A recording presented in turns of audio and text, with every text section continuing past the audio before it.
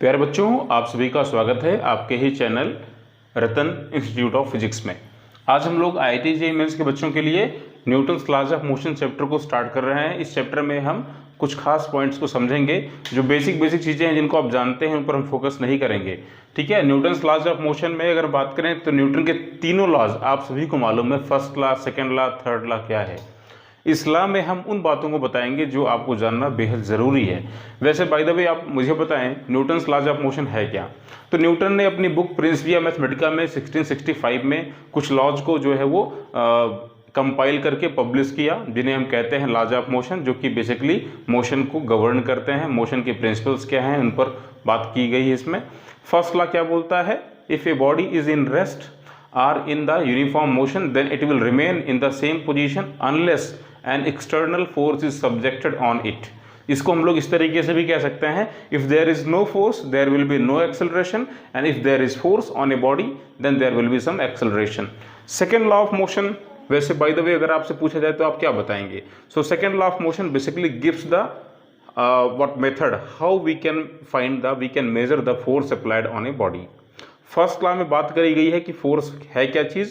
Second law में आपको बताया जा गया है कि फोर्स को मेजर कैसे करें। तो न्यूटन कहता है कि the force applied on a body is directly proportional to the rate of change of the linear momentum. ये बात भी आप जानते हैं, F is directly proportional to rate of change of momentum, जहाँ से हमको देखने को मिलता है net force applied F equals mass into net acceleration. और अगर हम बात करें थर्ड फोर्स की, तो थर्ड फोर्स हमको बताना चाहता है कि फोर्स का नेचर कैसा होता है। Force applied on a body have the dual nature, we can say force of action and force of reaction.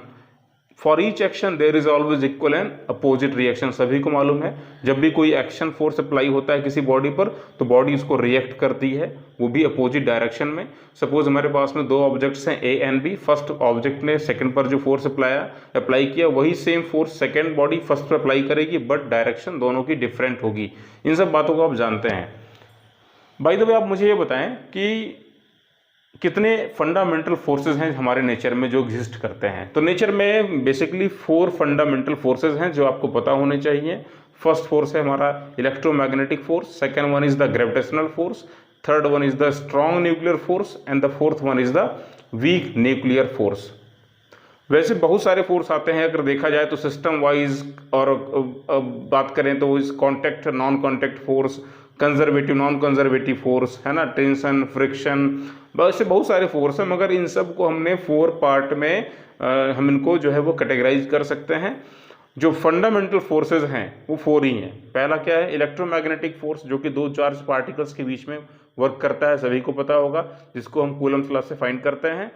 Second हमारा है ग्रेविटेशनल फोर्स, जो कि 2 मैसिव ऑब्जेक्ट्स के बीच में काम करता है। जब 2 मैसिव ऑब्जेक्ट्स आपस में ग्रेविटॉन नामक पार्टिकल को एक्सचेंज करती हैं तो उनके बीच जो फोर्स डेवलप होता है जिसे हम लोग कहते हैं ग्रेविटेशनल फोर्स, जो कि weakest force in the nature, सबसे कमज़ोर फोर्स है हमारे नेचर में।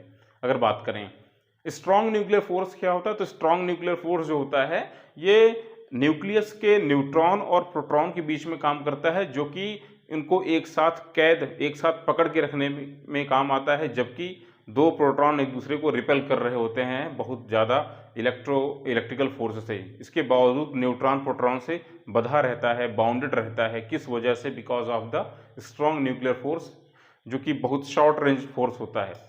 और अगर बात करें तो जो न्यूक्लियर फोर्स होता है, स्ट्रॉन्ग न्यूक्लियर फोर्स, ये इलेक्ट्रोमैग्नेटिक फोर्स से 100 टाइम्स स्ट्रॉन्गर होता है।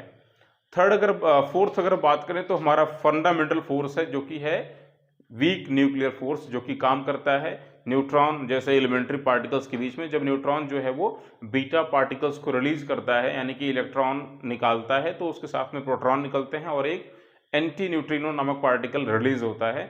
तो वहाँ पर इन सबको जो बांध करके रखता है, neutrino, electron, that is the beta particles and the proton, जिसे हम लोग कह सकते हैं एक तरीके से बाउंड करके रखता है, उस फोर्स को हम लोग बोलते हैं weak nuclear force. Weak nuclear force जो होता है वो आपके इलेक्ट्रोमैग्नेटिक फोर्स से कमज़ोर होता है, बट ग्रेविटेशन